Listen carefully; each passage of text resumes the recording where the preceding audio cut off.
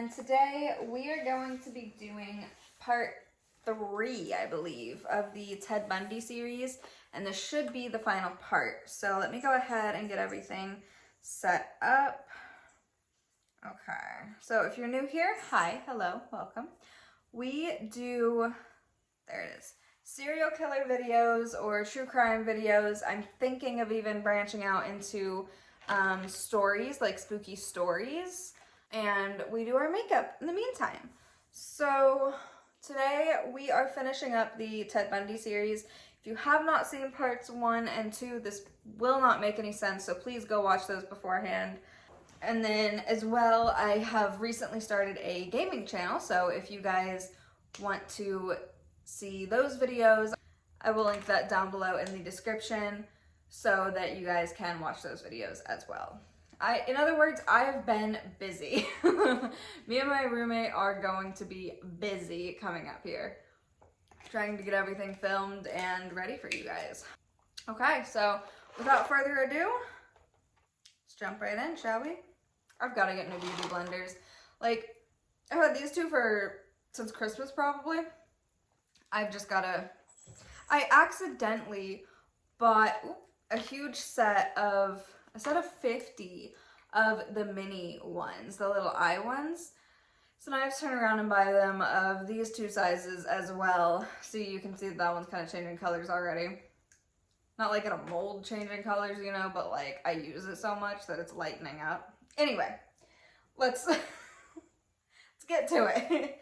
So what we left off talking about was some of his crimes, and he approached Carol DeRanche in a mall and identified himself as Officer Roseland of the police, and then told her that someone was breaking into her car and wanted her to come down to the station with him.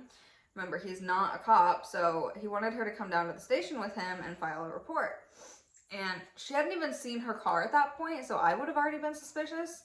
But anyway, she goes with him, gets in his car, and notices that he's driving on a street that does not lead to the police station. So then he tries to handcuff her, ends up putting them on the same wrist, and she is able to escape. So that's where we left off. So later that evening, a 17-year-old student at Viewmont High School, Deborah Jean Kent, went missing after leaving a theater production at the school to pick up her brother. The school's drama teacher, as well as a student, told police that a stranger asked each of them to come to the parking lot to identify a car. Another student later saw him pacing the back of the auditorium, and the drama teacher as well spotted him before the end of the play. Outside the auditorium, investigators found a key that unlocked the handcuffs from DeRanche's wrist. So it's kind of obvious that whoever abducted Deborah had, you know, handcuffed DeRanche at that point. Hopefully they're able to put 2 and 2 together and get him, you know, arrested. Bundy would admit that he abducted Kent and kept her at his apartment for a day, and that she was alive during half of it. In November, Bundy had become high on the suspicion list, but the Lake Sammamish witness, who was thought to be most reliable by detectives, failed to identify him from a photo lineup. Kleffer is his girlfriend, remember this. So they have dated for quite a while, I believe on and off. I know he had some flings with some other girls, but ultimately she's basically his girlfriend. Repeatedly called the Salt Lake County Sheriff's Office, stating that she suspected he was the one behind the abductions, but they had no evidence to link him to the crimes. Remember, this is in a time before all of the, you know, good evidence would be used. Like DNA and stuff was not really used during this time. In January 1995, Bundy was returned to Seattle after his final exams and spent a week with Kleffer, who did not tell him that she had reported him to the police 3 times by then. She made plans to visit him in Salt Lake City in August. In 1975, Bundy's criminal activity moved from Utah to Colorado. January 12th, a 23-year-old registered nurse, Corinne Eileen Campbell, disappeared while walking down a well-lit walkway between the elevator and her room at the Wildwood Inn in Snowmass Village. Her body was found a month later next to a dirt road just outside of the resort. The coroner determined that she had been killed by blows to the head from a blunt instrument that left groove depressions in her skull. They also determined that her assailant had slit her left earlobe, and her body also had deep cuts from a sharp weapon. On March 15th, 100 miles northeast of Snowmass, ski instructor Julie Lyle Cunningham, who was 26 at the time, disappeared while walking from her apartment to a dinner date with a friend.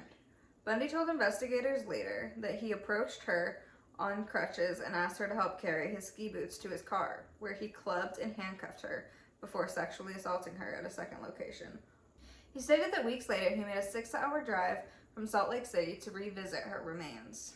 On April 6, 25-year-old Denise Lynn Oliverson went missing near the Utah-Colorado border while biking to her parents' house. Her bike and sandals were found under a viaduct near a railroad bridge. Bundy stated that he abducted Oliverson and killed her in his car near the Utah state line and dumped her body in the Colorado River. They had gas receipts that would place him in the city the day that she went missing. On May 6th, Bundy parked outside of Alameda Junior High School in Idaho and saw a 12-year-old Lynette Dawn Culver walking by herself. He lured her to his car before driving her to his hotel room at a Holiday Inn. He assaulted her and drowned her in the bathtub, which is such a heinous crime to commit on someone, especially a girl that young who had her entire life ahead of her. He disposed of her body in the Snake River in Idaho. On June 28th, 15-year-old Susan Curtis vanished from Brigham Young University campus in Provo. Her murder became Bundy's last confession, which was recorded just moments before he entered the execution chamber. The bodies of victims Wilcox, Kent, Cunningham, Oliverson, Culver, and Curtis were never recovered. In August 1975, Bundy was baptized into the Church of Jesus Christ of Latter-day Saints. Although he was not an active participant in services and ignored most church restrictions, he would later be excommunicated from the church following the 1976 kidnapping conviction. So now we move on to the arrest and his final trial. On August 16th, 1975, Bundy was arrested by Utah Highway Patrol Officer Bob Hayward in Granger, another Salt Lake City suburb. Hayward had observed Bundy cruising a residential area and fleeing at high speed when he saw the patrol car, so he pulled him over. He noticed that the car's front passenger seat had been removed and placed on the rear seats, and searched the car. He found a ski mask, a second mask made out of pantyhose, a crowbar, handcuffs, trash bags, rope, an ice pick, and other tools thought to be burglary tools. Bundy explained the ski mask was for skiing, he found the handcuffs in a dumpster, and the rest were common household items. However, Detective Jerry Thompson remembered a similar suspect and car description from the 1974 kidnapping of Derange, as well as Bundy's name from Kleffer's phone calls to the police. A search of his apartment revealed a guide to Colorado ski resorts with a check mark by the Wildwood Inn, as well as a brochure that advertised the Viewmont High School play where Kent had disappeared.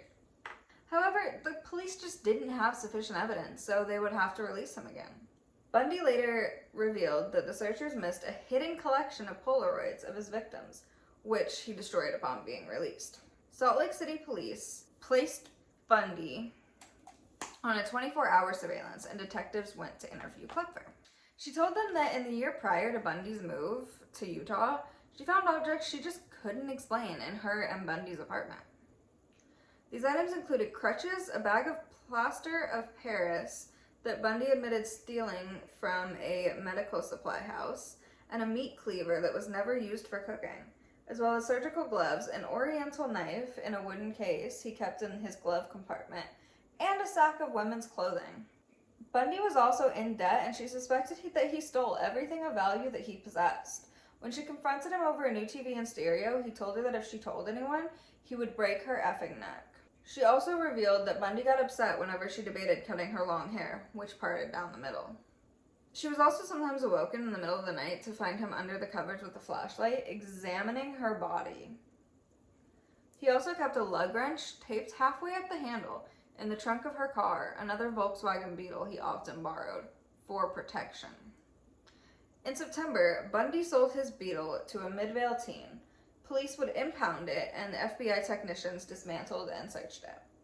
They found hairs matching samples obtained from Campbell's body. They also identified hairs that were microscopically indistinguishable from those of Smith and DeRange.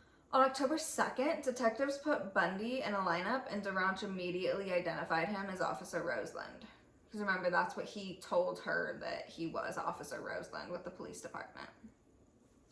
Witnesses from the play mentioned earlier also identified him as the stranger at the Viewmont High School auditorium. There was sufficient evidence to link him to Kent, as well as charge him with aggravated kidnapping and attempted criminal assault in the DeRange case. He was freed on a $15,000 bail, which his parents paid, and spent most of the time between indictment and his trial in Seattle at Klepper's house. Imagine how hard it would be to be like, oh yeah, I reported you like 3 times. I just had an interview with police that got you arrested. But yeah, you can come stay at my house. Like, that'd be hard. In February 1976, Bundy stood trial for the DeRange kidnapping. He waived his right to a jury due to the negative publicity surrounding the case. After a 4-day bench trial, Judge Stuart Hanson Jr. found him guilty of kidnapping and assault. In June, he was sentenced to 1 to 15 years in the Utah State Prison. 1 to 15, that's it. That's crazy to me. In October, he was found hiding in bushes in the prison yard, carrying an escape kit, and spent several weeks in solitary confinement. Later that month, he was charged with Campbell's murder and was transferred to Aspen in January 1977. He would escape from here, but would be rearrested in Florida after multiple separate attacks on women. Upon being rearrested, he was put on trial for the 1979 homicides and assaults. The trial was the first to be televised nationally in the United States. Despite the presence of 5 court-appointed attorneys, Bundy handled much of his own defense. From the beginning, it was said that he sabotaged the entire defense out of spite, distrust, and grandiose delusion. He was facing murder charges, but only really cared that he was in charge. During the penalty phase of the Leach trial, Bundy took advantage of a Florida law that stated that a marriage declaration in court in presence of a judge constituted a legal marriage. He questioned Boone, who had moved to Florida to be close to Bundy, and testified on his behalf at both trials, again testifying as a character witness. He asked her to marry him. When she accepted, he declared to the court that they were legally married. On February 10, 1980, Bundy was sentenced for a 3rd time to death by electrocution. As the sentence was announced, he stood and shouted, "Tell the jury they were wrong." The 3rd death sentence would be the one to be carried out nearly 9 years later. On October 24, 1982, Boone gave birth to a daughter, Rose Bundy. While conjugal visits weren't allowed at the Florida State Prison, inmates were known to pool money to bribe the guards to let them have alone time with female visitors. Then began a period of confessions from Bundy. In early 1986, an execution date, March 4th, was set, but was quickly rescheduled. In April, a new date, July 2nd, was set for his execution, and he continued to confess his crimes. Less than 15 hours before the scheduled execution, the 11th Circuit of Appeals remanded the case for review on multiple technicalities, including Bundy's mental competency to stand trial. A new date, November 18th, was set. Within hours of the denial of the motion to review the case, a firm execution date of January 24th was set. He would confess to more of his crimes after the date was set. Bundy was executed officially via electric chair at 7:16 a.m. on Tuesday, January 24th, 1989. So that is going to do it for our Bundy series. I'm not quite sure who I'm going to cover next or what cases I'm going to cover next. So if you guys have any ideas or anything that you guys want to see, let me know that down below in the comments. And as well, don't forget to subscribe, turn on the bell so you don't miss any future uploads, because these are often broken up into parts. If you watch part 1, you don't want to miss part 2, and you can't watch part 3 without watching the first 2 parts, right? So go ahead and do that, and then I will leave the link to the gaming channel in the description as well so that you guys can check that out. Thank you guys, and I'll see you in the next video. Bye.